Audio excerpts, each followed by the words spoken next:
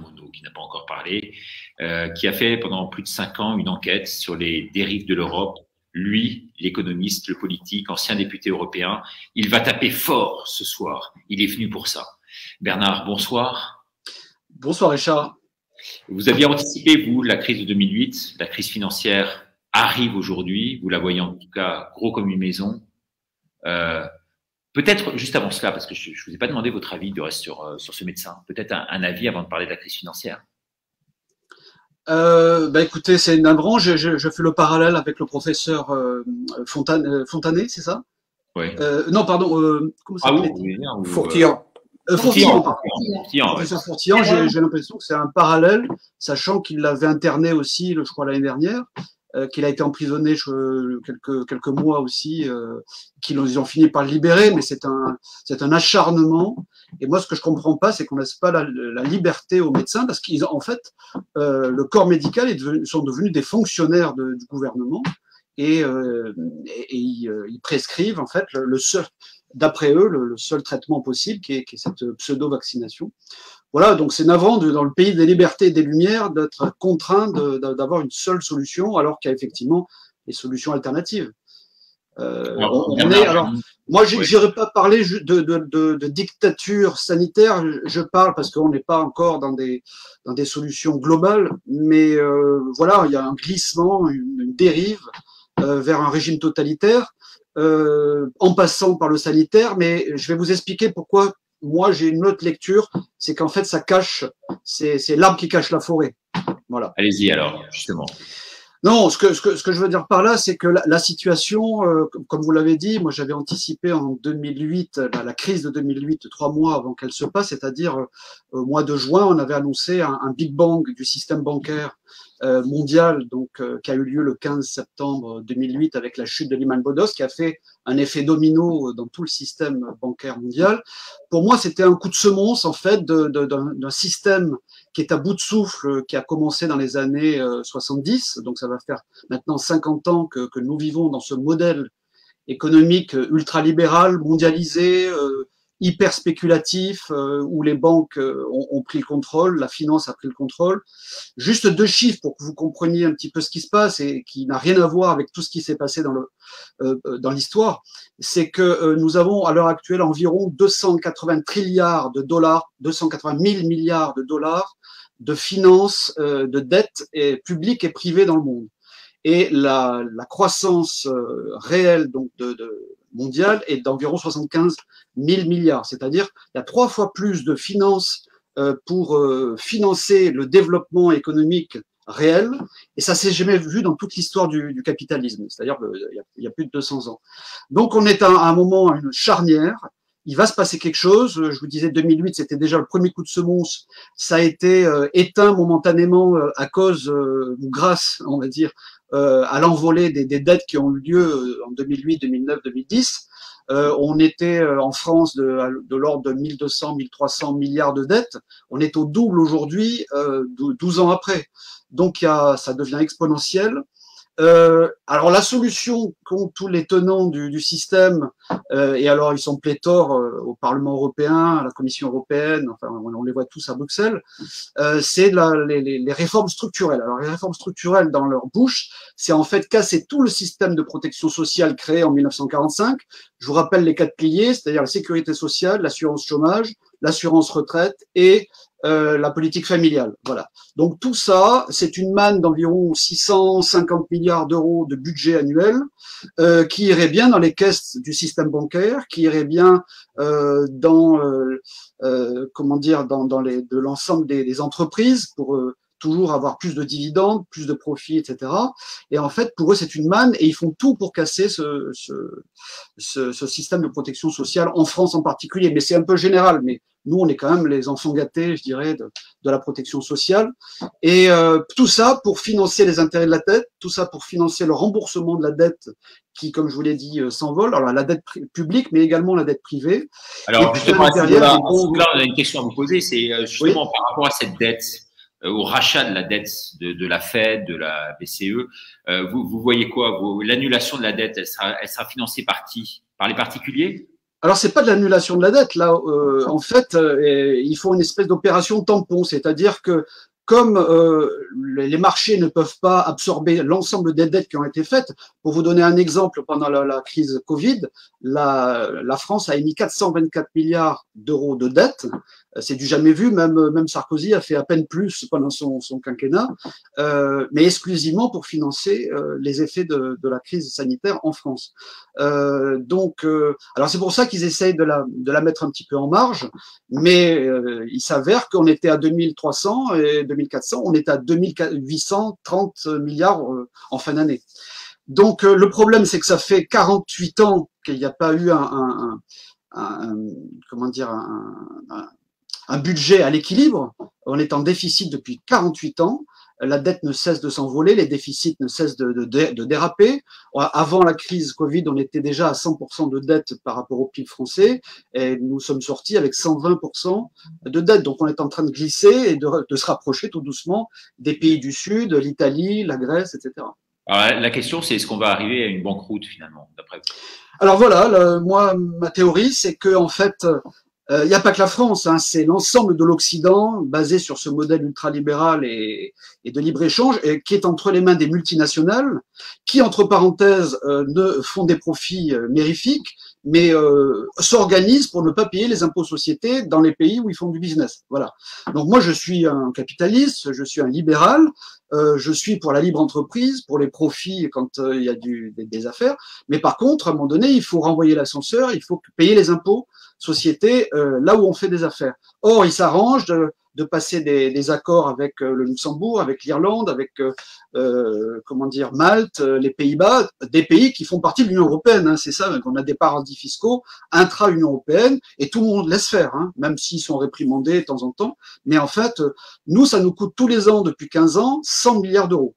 Oui, mais 65 si vous voulez, milliards. Bernard, pour les Oui. gens qui nous regardent et qui vous écoutent là religieusement, ils se disent bon, c'est bien tous ces chiffres, mais concrètement pour eux, au quotidien, ça va faire quoi? C'est la misère qui arrive ou pas? Oui, tout à fait. La première chose, moi, c'est ce que je commence à dire maintenant là depuis quelques mois. C'est pas le virus du Covid, moi, qui m'inquiète. C'est le virus de la misère qui va toucher toutes les classes sociales, y compris les gens qui se croient riches, etc. Parce que qu'est-ce qui se passe en réalité? Le système bancaire, avec les taux d'intérêt qui étaient à zéro et qui sont passés en taux négatifs depuis quelques années, en fait, ils détruisent de la richesse. Les banques ont de moins en moins de marge, donc la solidité des banques est de plus en plus faible. Et à un moment donné, il va y avoir une rupture. Et c'est là où je suis inquiet, parce que ils ont prévu tout un arsenal légal depuis 2015-2016. Il y a trois événements qui sont passés dans le dos des citoyens. Le premier, c'est l'Union bancaire européenne. C'est une directive européenne en place en France depuis 2016. Ça concerne donc la spoliation sur les comptes bancaires, les dépôts, donc de l'argent des clients, hein, d'une banque qui ferait faillite en France, et pour rembourser le capital. Ça veut dire quoi, concrètement, c'est-à-dire quoi? C'est-à-dire qu'ils ont le droit de prendre quasiment l'argent sur le compte des Absolument. particuliers. Et absolument. C'est-à-dire que l'État français n'aura même plus de mot à dire. Il va exécuter la directive de l'Union bancaire européenne qui va être dictée en fait par des technocrates qui sont basés à Francfort, à la Banque centrale européenne, des Lettoniens, des Hollandais, des je ne sais qui. En général, c'est les pays du Nord parce qu'ils prennent toutes les places importantes. Et en fait, ils vont décider du sort de votre compte bancaire le jour où votre banque fera faillite. Et ça, c'est le cas de toutes les banques de la zone euro qui sont dans une situation d'état d'urgence, je dirais, en termes de risque de faillite. Et ça, bien entendu, je suis l'un des rares à le dire en France. Et donc, les choses s'aggravent. Ça s'aggrave de plus en plus. La deuxième chose, c'est sur l'assurance vie aussi, qui est extrêmement menacée, avec la loi Sapin 2 qui a été mise en place également en 2016. Donc, les contrats d'assurance vie des téléspectateurs. Oui, on sait que les Français sont très friands de l'assurance vie. Ils ont absolument. Une grande partie. Alors, concrètement, qu'est-ce qui va se passer avec les assurances vie? Ben, c'est le même schéma, mais avec une loi française. Donc, c'est la loi Sapin 2, article 25, qui autorise le gouverneur de la Banque de France d'appuyer sur le bouton, de vous empêcher de retirer votre argent dans votre compagnie d'assurance le jour où vous en avez besoin, parce que pour X raisons, c'est-à-dire un risque de faillite du système bancaire, financier, etc., ils sont en droit de bloquer, donc vous pouvez plus retirer votre argent, et puis dans quelques mois après, on vous dira, ben, écoutez, on a été obligé de prélever une partie de votre épargne pour renflouer votre compagnie d'assurance vie, pour renflouer votre banque, etc. Alors, le grand subterfuge, c'est de dire, mais vous inquiétez pas, de toute manière, il y a une garantie de 100 000 euros. Les risques, c'est au-dessus de 100 000 euros. Et en dessous, bien entendu, il y a la garantie, il y a les fonds de garantie spécifiques qui ont été créés depuis longtemps. Sauf que, grosso modo, le fonds de garantie des dépôts en France, c'est 4,7 milliards pour couvrir un risque de 1200 milliards. Et croyez-moi que quand une banque va tomber, il va y avoir l'effet domino et c'est tout le système bancaire qui sera en péril. Donc, dans les banques, là je relance, mais dans les banques qui sont aujourd'hui très fragilisées, il y a la Deutsche Bank, mais parmi en Allemagne, les banques… La Deutsche Bank est énorme en Allemagne, c'est surtout elle est exposée sur des risques extrêmement importants parce qu'ils ont beaucoup spéculé sur les marchés financiers pour justement tenter de faire des profits, mais ils ont des expositions tellement énormes que il suffit qu'il y ait un décalage de 0,5% de chute du marché sur lequel ils sont, c'est-à-dire tout ce qui est produits dérivés comme il y avait eu avec les subprimes en 2007-2008, eh bien ça bouffera tous les fonds propres de la banque. Alors on peut parler de la Deutsche Bank, mais toutes les banques de la zone euro sont concernées. Hein, y compris nos propres banques. Ce qui intéresse les francophones là, qui nous regardent, et notamment les Français en l'occurrence, on peut dire en France, c'est quoi? La Société Générale, par exemple. Mais toutes, parce qu'elles sont interdépendantes. La meilleure preuve, c'est que ils sont la Banque centrale donc rachète, vous en parliez tout à l'heure. En fait, c'est la planche à billets. Ils font fonctionner la planche à billets justement pour acheter du temps et pour éviter que le système bancaire ne s'écroule. Et donc ça, ils font ça depuis très longtemps, mais beaucoup plus de manière en volume plus important depuis 2020-2021. Et comme par hasard, et là je voudrais faire un parallèle avec ce qu'on a évoqué avant avec le Covid-19, c'est que moi la dernière fois que j'ai vu cette situation-là, c'était en 2008-2009, donc tout le système financier, donc le système monétaire international occidental était extrêmement menacé, souvenez-vous. Et comme par hasard, nous avons eu en mars 2009 le fameux virus du H1N1. Et moi, je fais une corrélation directe entre la santé du système financier bancaire et monétaire international avec la sortie de comme par hasard, de ces virus qui apparaissent spontanément. Voilà. Donc c'est juste un constat. Moi, je suis pas dans le complotisme, mais c'est un constat factuel. On pourra pas me l'opposer. Et donc, moi, je dis que là, ce qui s'est passé là depuis 18 mois, 2 ans maintenant, eh bien, c'est une espèce de paravent, c'est-à-dire que pendant qu'on parle, on fait de la stratégie de la peur et de la terreur sur le virus, les conséquences du virus, avec un virus qui ne fait pas plus de surmortalité qu'habituellement. Eh bien, moi, je dis que c'est une méga opération de diversion, parce que pendant qu'on parle de ça, pendant qu'on terrorise la population, et il n'y a pas que la France, c'est partout en Occident et dans le monde, eh bien, on ne parle pas des graves problèmes de chômage, des recettes fiscales qui ne rentrent pas, de l'inflation qui est en train de revenir et qui est en train d'être galopante depuis le début de l'été. Vous voyez le prix de l'énergie, donc le pétrole, le gaz, l'électricité. On est au début du commencement de l'envolée des prix, et ça, je dirais que c'est un détonateur de la poudrière financière qui a été montée depuis des décennies et qui est sur le point d'exploser. Voilà. Donc je dis oui, la banqueroute est au rendez-vous au bout du chemin. Oui, concernant Bernard, le cash, on va avoir du cash extrêmement limité là aujourd'hui. C'est ce que vous disiez dans votre livre.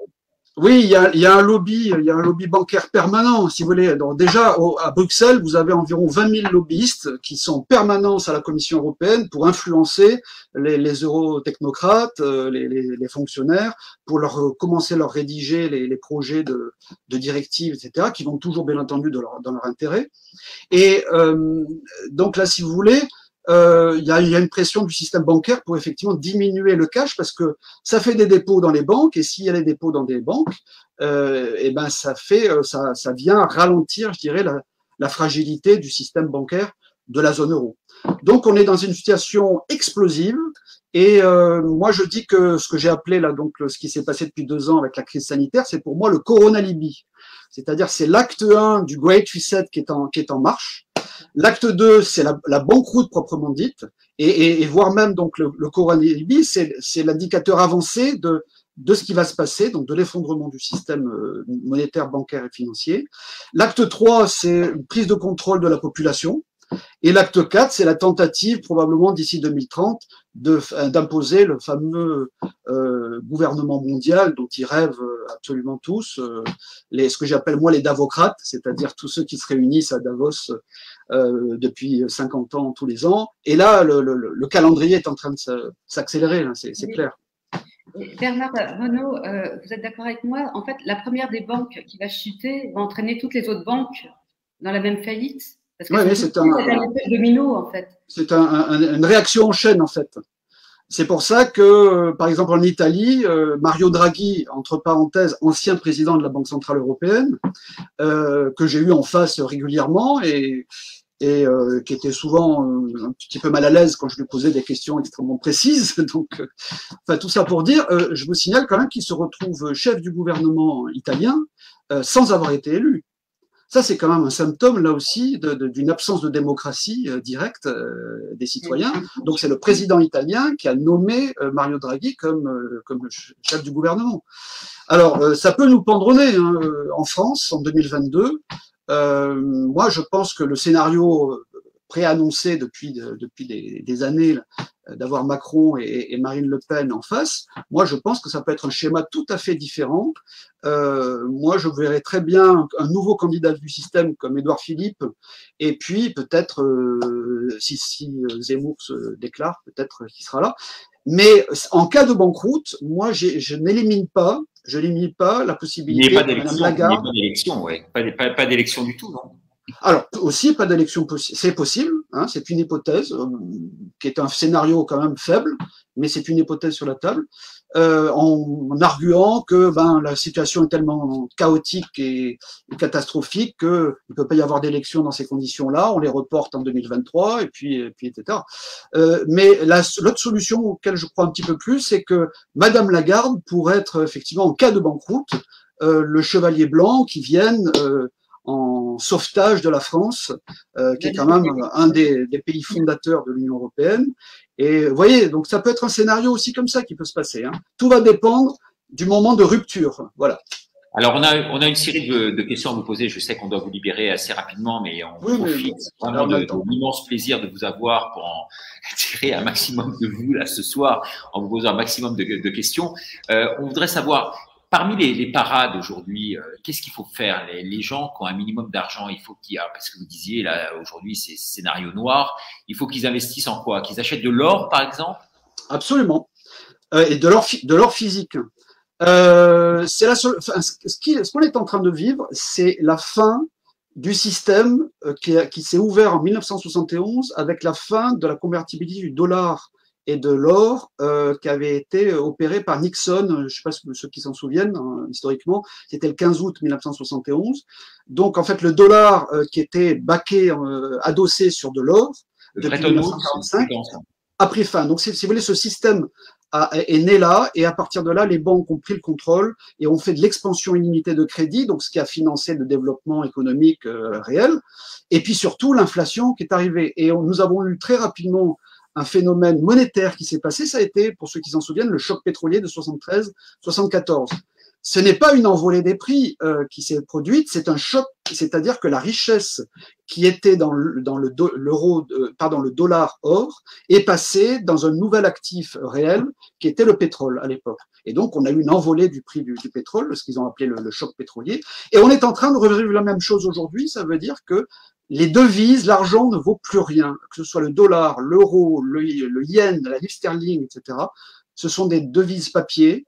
Ce n'est pas et la contrepartie aujourd'hui, depuis qu'on voit aux yeux de tout le monde en fait aujourd'hui, c'est depuis le début de l'été, c'est l'envolée des prix à la consommation de l'énergie.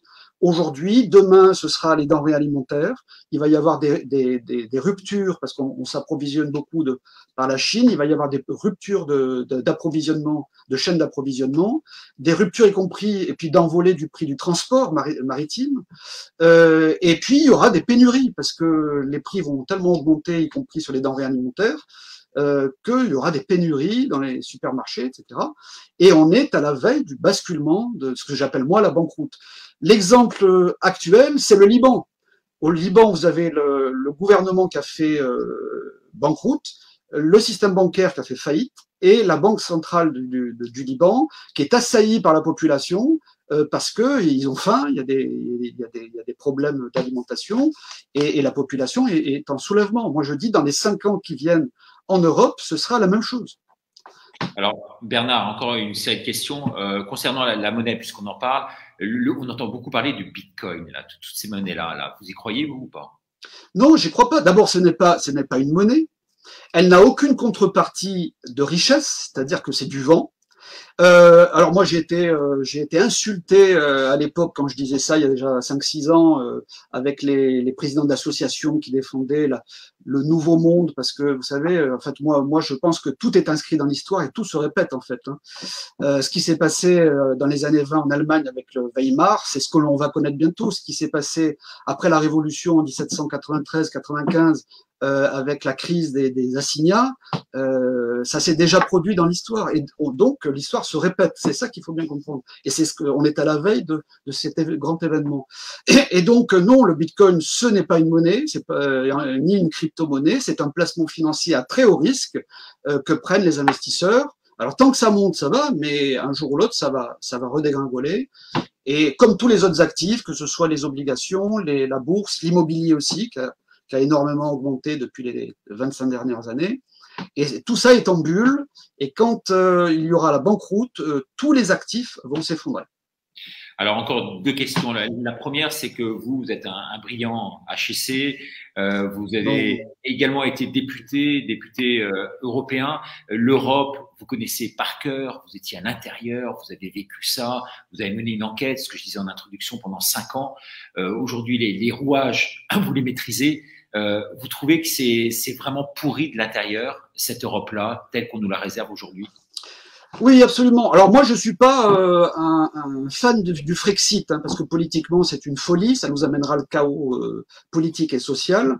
Et d'ailleurs, aucun candidat au Frexit ne pourra arriver au pouvoir, parce que on a eu le cas avec Tsipras en Grèce. Vous avez toute la troïka, que ce soit la BCE, la Commission européenne et le FMI, qui ont tout fait pour écarter Tsipras, ou en tout cas l'acheter. Bon. Alors, en revanche, je suis anti-Union européenne, c'est-à-dire cette construction fédéraliste, que sur le modèle des États-Unis ou sur le modèle de l'URSS. Ce sont des schémas archaïques qui ne marchent pas en Europe parce que c'est une construction historique depuis 1500 ou 2000 ans qui s'est construite avec des identités, des cultures différentes, et donc on ne pourra jamais faire un État fédéral, et d'ailleurs ça ne marche pas. Le fiasco est total, surtout après 30 ans de l'Union européenne. Donc, moi, je propose la solution médiane que l'on appelle, que j'ai qualifié du Bruxit. Le Bruxit, en fait, c'est reprendre le contrôle. La France doit récupérer le pouvoir, le rapatrier en France. En priorité, celui du système bancaire français. Je vous ai expliqué pourquoi, pour que l'État puisse et la Banque de France puissent agir et venir en garantie donc de l'argent des Français. Ça, c'est une possibilité très importante. Et puis aussi refinancer une relance industrielle de l'industrie française. Et de l'intérieur, on pourrait reprendre les règles de fonctionnement et empêcher la Commission européenne d'avoir tout pouvoir, parce que aujourd'hui, l'Union européenne est antidémocratique, c'est-à-dire que vous avez la Commission européenne qui a le monopole législatif et l'exécution, enfin l'exécutif à sa main. Donc ça n'existe dans aucune institution, y compris en France. Il y a séparation des pouvoirs. Ben, là-bas, elle a tout pouvoir.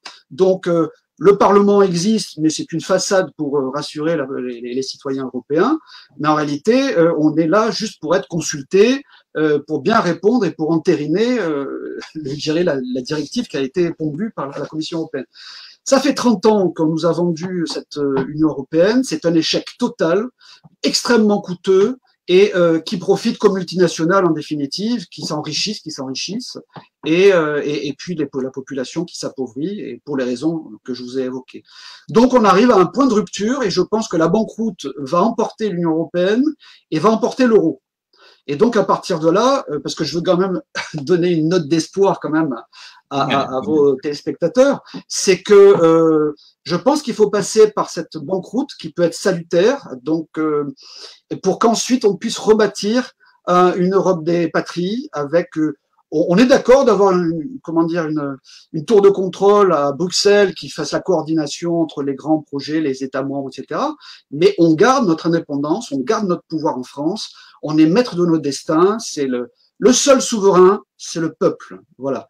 Et donc, à partir de là, c'est pas des fonctionnaires non élus à la Commission européenne, eux-mêmes sous l'emprise des lobbies privés, qui vont commander ce qui se passe en France. Alors justement, c'est ma dernière question. Vous étiez, vous, dans les coursives du Parlement européen, vous avez vu ça de l'intérieur, la Commission européenne, vous avez vu ça de l'intérieur.